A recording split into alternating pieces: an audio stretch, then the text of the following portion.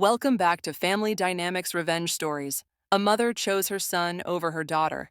The house where love was uneven. My mother liked to say we were a perfect family. She said it to neighbors. She said it to relatives. She said it to herself.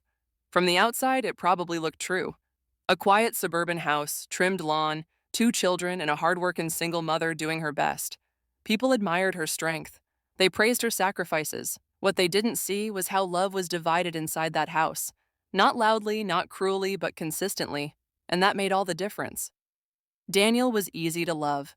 My brother Daniel had a way of filling space. He talked fast, laughed loudly, and always knew how to turn a mistake into a joke. Teachers remembered him. Neighbors forgave him. My mother protected him. He was 2 years older than me, and from the beginning, he needed more attention. He's sensitive, my mother would say. He needs encouragement. He's just a boy, and maybe that was true, but somehow his needs always mattered more than mine. I learned to be quiet. I was the opposite of Daniel. I watched more than I spoke. I noticed things. I remembered expressions, tones, silences. I learned early that speaking didn't always lead to being heard. When Daniel cried, my mother rushed.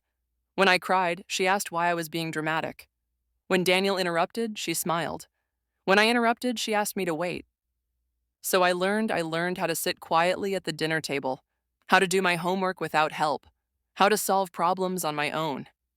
And slowly, invisibility became my skill. The first lie. The first lie Daniel ever told about me was small. We were still children. A lamp fell in the living room and shattered. The sound echoed through the house. My heart jumped into my throat. Daniel looked at me, wide-eyed. "She did it," he said quickly when my mother ran in. I opened my mouth to speak. "I didn't," my mother raised her hand. "Enough," she said, already looking tired. "Accidents happen." Then she turned to Daniel and brushed his hair back. "Just be careful next time." That was it. No questions, no investigation, no second look at me. I stood there, invisible again, holding a truth no one asked for. That was the day Daniel learned something important. He could lie, and he would be believed. Favoritism doesn't feel like hate. People think favoritism looks like cruelty. It doesn't. It looks like excuses. It looks like patience for one child and expectations for another. It looks like love given freely, and love earned painfully. Daniel forgot his chores. "He's busy. I forgot mine. Why can't you be responsible?" Daniel failed a math test. The teacher doesn't understand him. I failed one. You're capable of doing better. My mother never said she loved Daniel more. She didn't have to, growing up in the shadow. As we grew older, the gap widened. Daniel was always in trouble, but never at fault. I was always fine, so never a priority. Teachers called home about Daniel's behavior. My mother defended him. "She's exaggerating," she said once after a school counselor mentioned his constant lying. When I tried to speak up, my mother sighed. "Don't start," she said.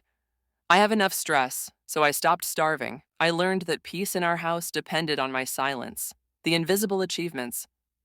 I was a good student, not perfect, just consistent. I brought home certificates, scholarships, quiet successes. My mother smiled, nodded, and placed them in a drawer. Daniel brought home stories, loud ones, stories about dreams, business ideas, plans that never lasted more than a week. My mother listened to him like he was speaking prophecy. "Just wait," she'd tell people. "My son is going to do something big." No one asked what I was going to do. The lie that changed everything. When I was 16, Daniel crossed a line. He borrowed money from a classmate and never returned it. When the boy's parents called our house, Daniel panicked. "She took it," he said. I still remember my mother standing in the kitchen, phone pressed to her ear, nodding slowly. When she hung up, she turned to me. "Why would you do something like this?" she asked. I felt something break inside me. "I didn't," I said. Her face hardened. "Stop lying." That word, lying, cut deeper than any punishment. Daniel stood behind her, silent. Safe the realization. That night, I sat on my bed staring at the wall. It wasn't anger I felt. It was clarity. I realized my mother didn't see me as someone who could be wronged. She saw me as someone who should understand. And understanding, I learned, was her way of asking me to disappear, leaving childhood too early. From that point on, I stopped expecting fairness. I planned, I saved small amounts of money. I researched scholarships. I learned how to survive without support. Daniel stayed the same. He relied on my mother, on her excuses, on her blind faith, and she gave it freely the birthday that was forgotten. On my 18th birthday, nothing happened. No cake, no card, no acknowledgement. Daniel needed money that morning. My mother gave it to him. That night, I lay in bed staring at my phone, waiting for a message that never came. That was the moment I stopped being a child. Not because I turned 18, but because I finally understood something painful and permanent. I was alone in a house full of people. A quiet exit. I didn't announce my departure. I applied to colleges quietly, accepted a partial scholarship, packed my bags without drama. The day I left, my mother hugged me briefly. "You're so independent," she said. She sounded relieved. Daniel didn't look up from his phone. And just like that, I walked out of the house where I had learned how to be invisible, what my mother didn't notice. She didn't notice how carefully I packed, how I didn't ask for help, how I didn't look back. She thought independence meant strength. She didn't realize it was survival, the cost of blind protection, life without a safety net. Leaving home didn't feel brave. It felt necessary. I moved into a small apartment near my college, barely big enough for a bed, a desk, and my ambition. I worked evenings at a grocery store and weekends at a cafe. My days were divided between lectures, shifts, and exhaustion. No one asked if I was okay. No one needed to. I had learned long ago that survival didn't come with applause, becoming someone on my own. College changed me, not dramatically, quietly. I learned how to speak when it mattered, how to listen when others lied, how to notice patterns. I studied finance, not because I loved numbers, but because numbers didn't lie. They added up honestly. They exposed truth without emotion. I liked that. Meanwhile, home remained the same. Daniel stayed where he was. Daniel never left. He talked about leaving all the time, moving to another state, starting a business, making real money. But talk was easy. Action required responsibility. My mother continued to support him. She paid his phone bill, covered his rent when he missed payments, defended him when relatives whispered, "He's finding himself." She'd say, years passed. He was still looking. The phone calls I didn't ask for. My mother called me occasionally. Her tone was always polite, almost formal, like I was a distant relative instead of her daughter. "How's school? Are you eating well?" You always were responsible. She never asked if I was lonely. She never apologized, and I never brought it up. Some wounds don't heal through conversation. They heal through distance. Daniel's first big failure. Daniel's first serious business venture collapsed in less than a year. He borrowed money from friends, then from strangers. When that wasn't enough, he turned to my mother. She took out a loan, not a small one. She didn't tell me. I found out later, from a relative who assumed I already knew. "He's investing in his future," my mother had said. I said nothing. I had learned that warning people who refuse to listen is a waste of breath. The pattern repeats.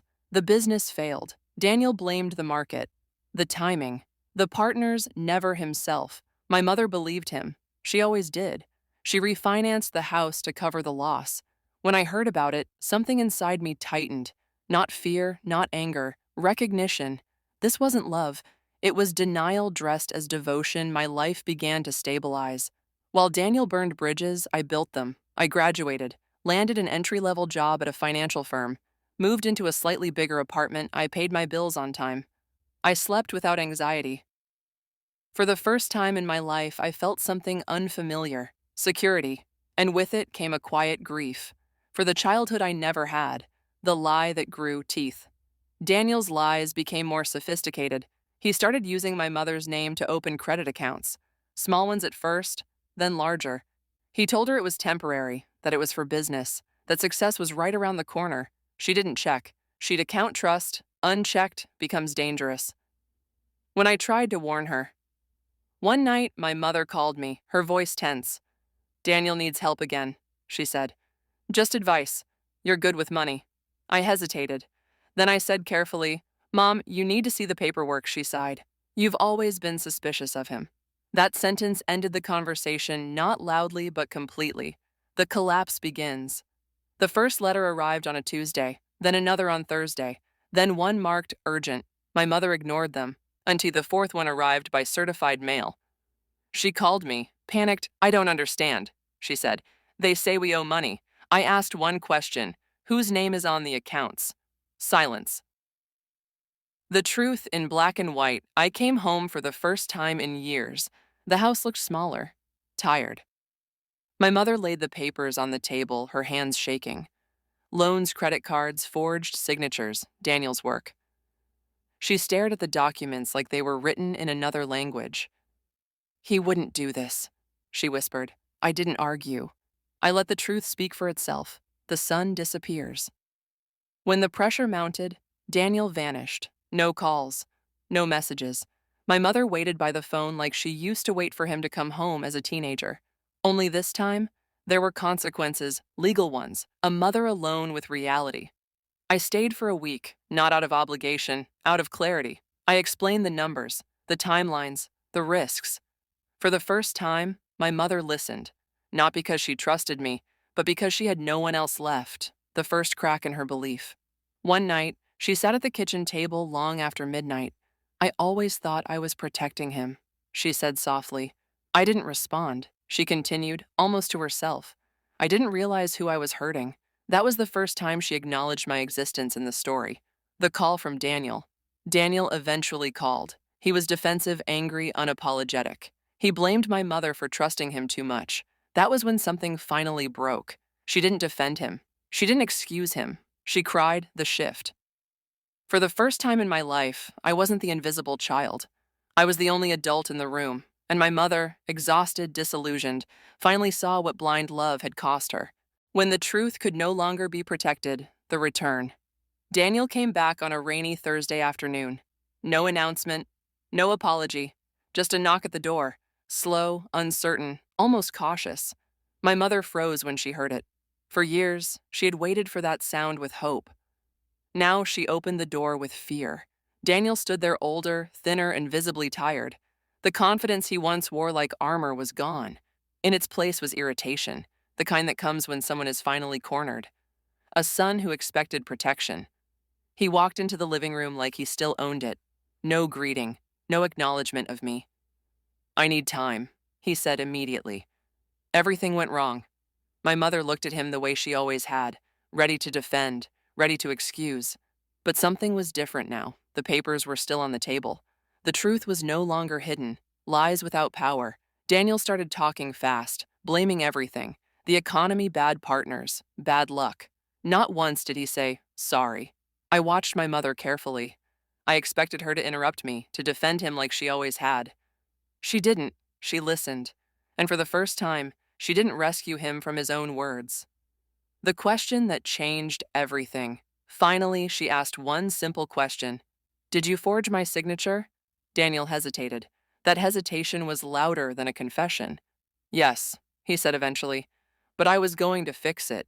The room went silent. Years of protection collapsed into that single moment. The daughter speaks without anger. I placed one last folder on the table. Bank records, timelines, everything documented. "I'm not here to punish you," I said calmly. "I'm here to stop the damage." Daniel laughed bitterly. "You always thought you were better than me." I met his eyes. "No, I just learned earlier that actions matter." A mother confronts her reflection. My mother sat down heavily. She wasn't crying. She looked empty. "I protected you," she said to Daniel. "I protected you from consequences your entire life." She turned to me, and I ignored the one child who never needed excuses. Her voice broke. "I didn't see you." The weight of accountability. Legal consequences followed quickly. Not out of revenge, out of necessity. Daniel faced charges. The house had to be sold. Debts were settled painfully. My mother aged 10 years in one season. Reality has no mercy for favoritism. The son who lost his shield. Daniel blamed everyone. Then no one listened. For the first time, he stood alone, with no one to soften the fall. That was the cruelest kindness my mother ever gave him. The conversation I never expected. One evening, my mother sat beside me.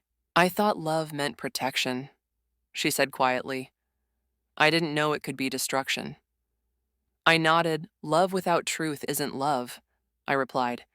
It's fear, she cried then, not loudly.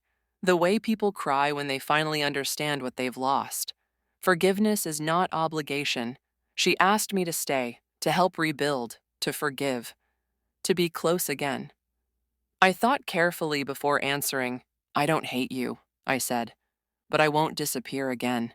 She nodded slowly.